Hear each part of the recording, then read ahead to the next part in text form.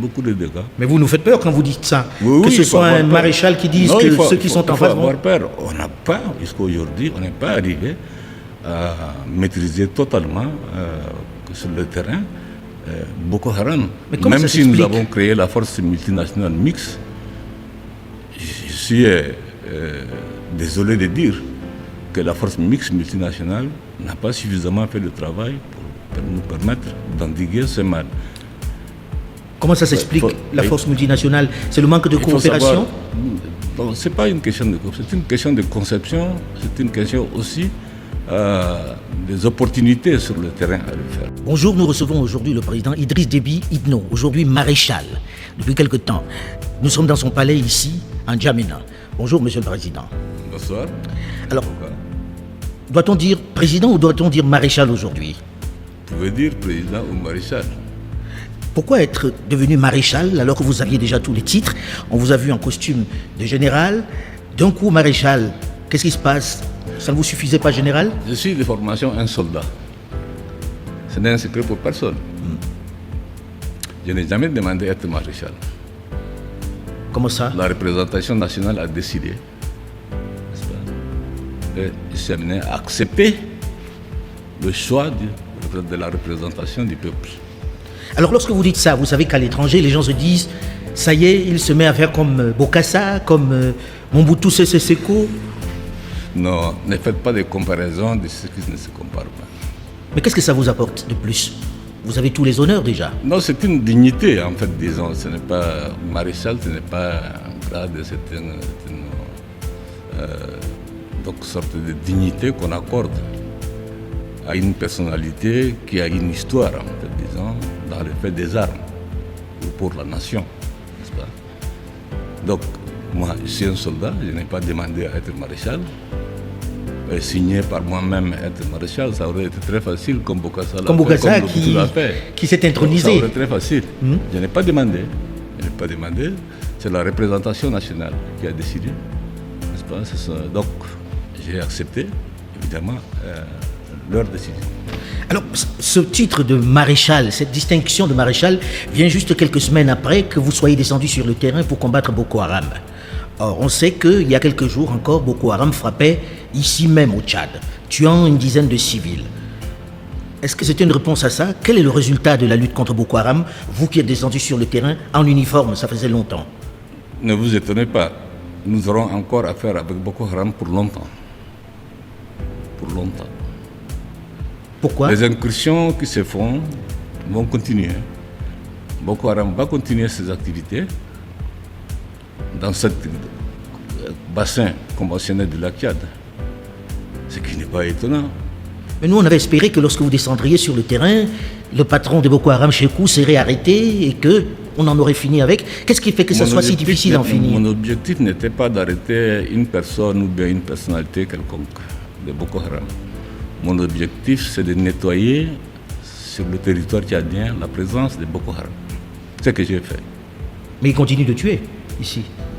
C'est des incursions, ce sont les enfants de la région, ils connaissent bien la région, incursions de 2, 3, 5 personnes qui viennent faire du mal la nuit et retournent la nuit de l'autre côté de la frontière du Niger et du Nigeria. C'est difficile, difficile de contrôler cela. Mais il faut bien mettre à l'évidence que Boko Haram aura encore de beaux jours devant nous et fera encore beaucoup de dégâts.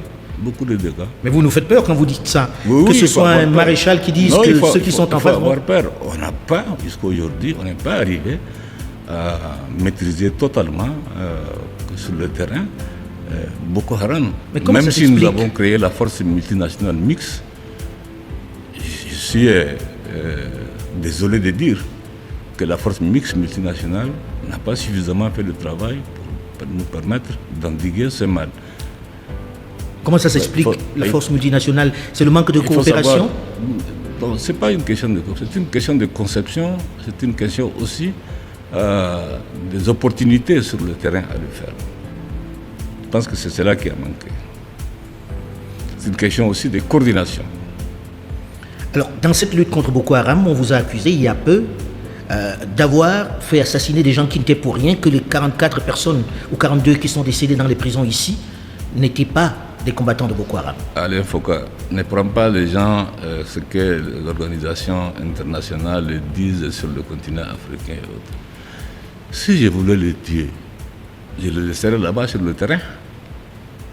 Personne ne m'empêcherait de les tuer là-bas sur le terrain. Je les ai amenés jusqu'à N'Djamena ici.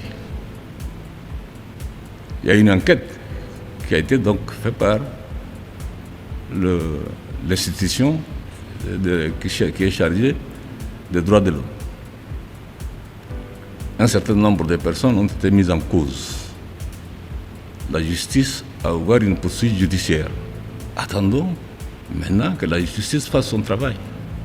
Mais ceux qui étaient là, c'était vraiment des combattants de Boko Haram? Ce n'étaient pas des civils? Comment peux-tu dire que c'est des civils?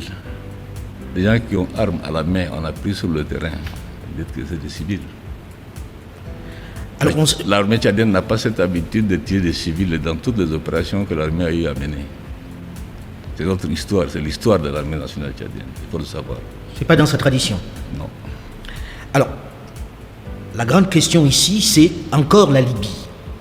Quand on parle de l'instabilité dans la zone, on dit que c'est à cause de la Libye. Sommes-nous encore dedans aujourd'hui? On sait qu'aujourd'hui, en Libye, c'est toujours pas la paix. On n'est pas arrivé à la paix. Vous avez choisi votre camp, le maréchal Haftar, qui est en difficulté aujourd'hui. Pourquoi Haftar? Moi, j'ai choisi la paix pour la Libye et pour mes frères libyens et libyennes. Je n'ai pas choisi un camp contre un autre camp. Là où le bas blesse, les gens ne disent pas. Qui héberge aujourd'hui les terroristes? Quel est le camp qui héberge les terroristes? Quel est le camp qui héberge et qui recrute des mercenaires? Quel est le camp qui veut déstabiliser tous les pays du Sahel? À partir de là, évidemment, il est clair pour nous que nous avons intérêt, n'est-ce pas, à nous défendre dans les choix que nous faisons. Donc le choix fait, c'est celui qui n'héberge pas les terroristes, c'est Haftar. À vous de voir qui, vous êtes journaliste, vous vous informez de beaucoup de choses, vous savez qui abrite et qui n'abrite pas. Alors on voit la Turquie qui fait une entrée dans ce conflit et qui choisit l'autre camp. La Turquie n'est pas le seul pays à se mettre dans la danse de la Libye. Il y a beaucoup d'agendas. Tous ces agendas, ce ne sont pas des agendas qui militent en faveur d'une stabilité, d'un retour à la paix ou d'une réconciliation des Libyens. Mais passe par la réconciliation aux grandes dames des pays du Sahel, qui sont les premières victimes, nous sommes devant une situation où nous n'avons pour nous aucune solution. Ce sont des grandes nations qui interviennent. La guerre de la Libye est une guerre maintenant internationalisée. La guerre qui se mène, c'est une guerre sous procuration. Donc nous aurons encore pour longtemps, tant que la communauté internationale. Mais on n'entend pas l'Union africaine là-dedans. La communauté internationale cherche à écarter dans le règlement de la question libyenne l'Union africaine et les pays africains. Et tant que, je dis bien, tous les pays qui interviennent, d'une manière ou d'une autre, chacun a son agenda lié à des intérêts économiques. La Libye est un pays riche. La Libye est un pays qui fait 1 800 000 barils par jour de pétrole. Ce qui a été la cause première pour liquider Gaddafi, c'est cela en fait. Aujourd'hui, qui profite de ce pétrole-là? Est-ce que c'est les Libyens? Non. Donc c'est les grandes puissances qui essaient de se battre pour tenir ce pétrole-là. Autre conflit dans lequel vous êtes très très impliqué, vous êtes en première ligne, la guerre au Mali, la guerre dans le Sahel, la question sahélienne.